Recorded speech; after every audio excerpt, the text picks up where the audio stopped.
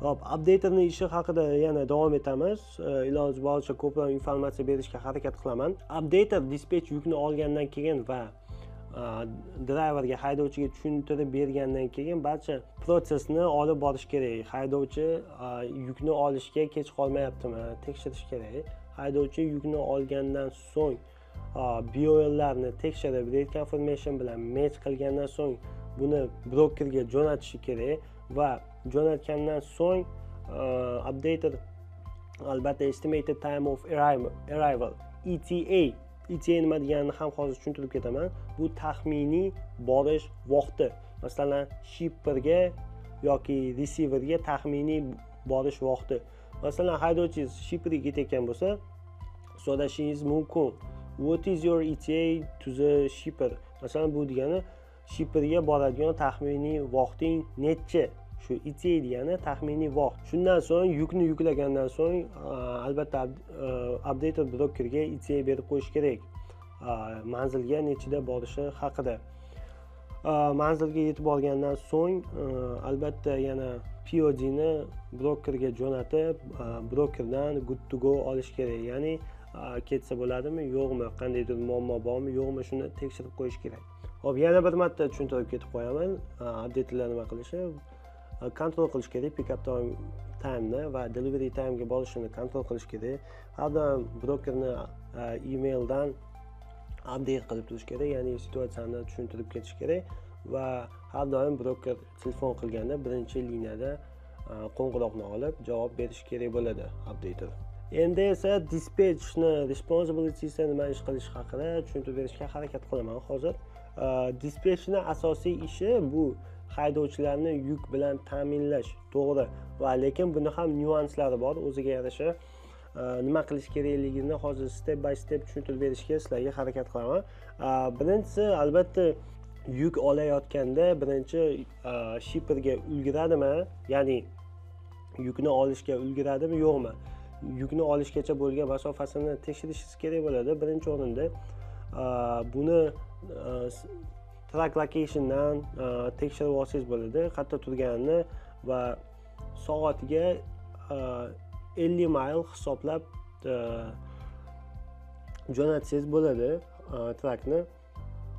Va bitta narsa, har doim haydovchingizni emptymi yo'qmi, shuni tekshirib oling. Ya'ni haydovchingiz oldingi yukini tugatib bo'lganmi yo'qmi?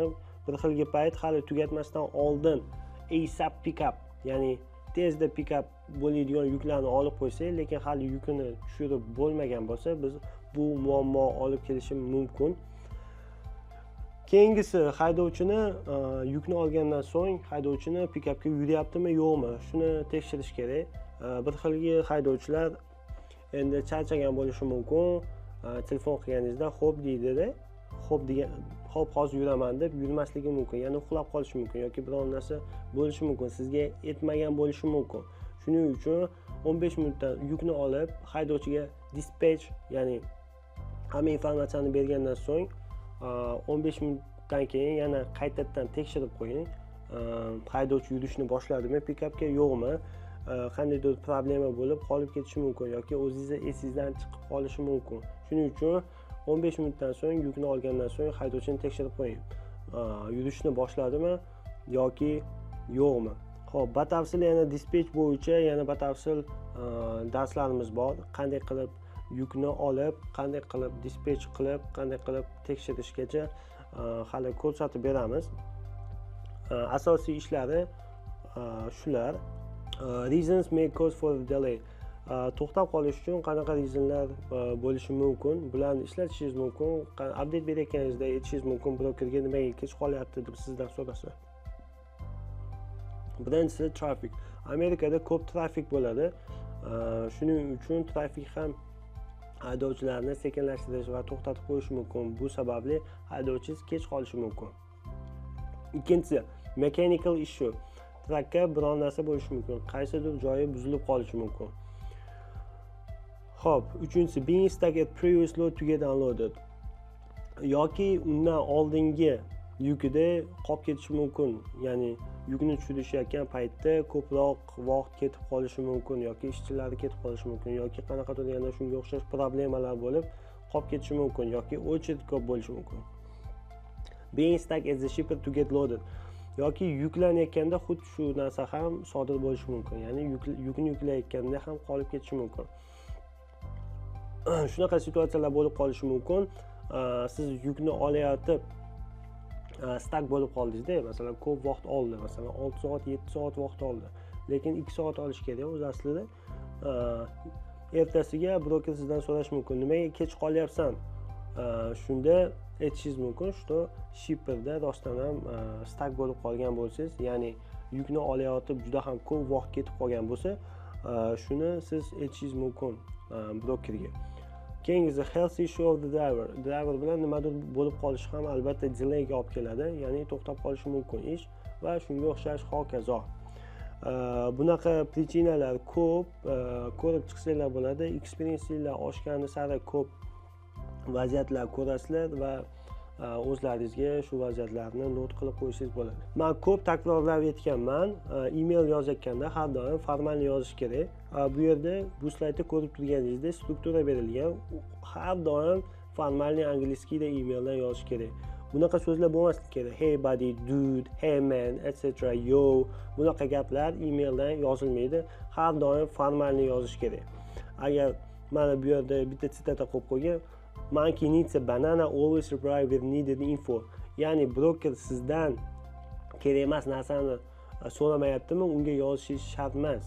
Maymun banan xohlayaptimi, unga banan berishingiz kerak. Boshqa narsa shart emas. Shuning uchun unaqa so'zlar hey buddy, dude, o'zingizni angliyskiyizni ko'rsatmoqchi bo'lib qo'shimcha narsalar yozishingiz shart emas. Har doim formalniy, cho'tki, diplomatичный javob berishingiz kerak emailda. Bu slaydimizda ko'rib turibsizlar, по полочкам qo'yilgan qanday brokerga update berish. Birinchi albatta yukni olishimiz bilan rate confirmation email orqali kelishidan so'ng driver information berishimiz kerak. Broker driver informationda yoki telefondan so'rashi mumkin yoki albatta yukni olib bo'lganda, yukni jo'natgandan so'ng emaildan ham so'rashi mumkin. Driver info birinchi navbatda jo'natiladi. Driver information driver haqida ma'lumot, ya'ni truck nomeri, trailer nomeri, haydovchini ismi va haydovchini telefon nambari bo'lishi kerak driver informationda. Ikkinchi beradigan updateimiz emaildan bu ETA to pick up. Estimated time of arrival to pick up, ya'ni ehtimoliy vaqt pick upgacha bo'lgan ehtimoliy vaqtini beramiz. Xo'p, yukni yuklab olgandan so'ng BOL va kirgan chiqqan vaqtini yozib beramiz. BOL qanday emaildan update berishlarini ham keyinchalik detalli yana tushuntirib beraman. Qanday formalni yozishni ham yana ko'rsatib beraman. Keyingisi location updates. Yo'lda ketayotganda qayergadir to'xtasa, shunda update berish kerak bo'ladi. Ya'ni bu yerda to'xtadi, lokatsiya shunaqa, estimated time of arrival to the receiver, shuncha vaqtda boryapti, yukni shuncha vaqtda yetkazib beramiz, har doim berish kerak. Load delivered info, ya'ni yuk delivery bo'lgandan so'ng POD ga qo'shib yana check-in check-out times, ya'ni shu facilityga kirgan chiqqan vaqtlari bilan yana POD ni ham jo'natib qo'yish kerak bo'ladi. Bu slaydimizda ko'rib turganingizdek solo information, ya'ni solo driver uchun information va team driver uchun informatsiyalar qo'yilgan. Masalan, hozir ta'kidlab o'tganimdek, driver ismi bo'ladi, Shuhrat, truck nomeri, trailer nomeri va albatta telefon nomeri bo'lishi kerak. Har doim driver info berishganda shunday strukturada ishlatinglar. Keyingisi team driver info. Agar ikkita driverli informatsiya bermoqchi bo'lsanglar, ya'ni team yuklarga sizdan team yuk olganingizda har doim shunaqa ikkita driverda ismi, truck nomer, trailer nomer va albatta ikkosini ham telefon nomerini berishingiz kerak bo'ladi. Va yana bir narsani men sizlarga aytib qo'ymoqchiman. Bu emailda ko'rganingizdek, emaildan update beryapti. POD va bill of lading ko'rinarli darajada bo'lishi kerak. Agar haydovchingiz yaxshi rasmga olib bermasa, uni qaytadan rasmga olishini so'rang va kim skanner qilib bersin. Skanner qilib sizga jo'natsin.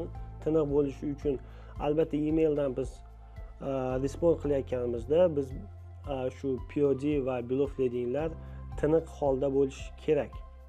Shuni eslaringizdan chiqarmanglar. Endi esa macro point, ya'ni trackinglar haqida aytib bermoqchiman. Shunaqa prilojeneyalar bor, forecast, macro point, ITS loop va shunga o'xshagan prilojeneyalar bor.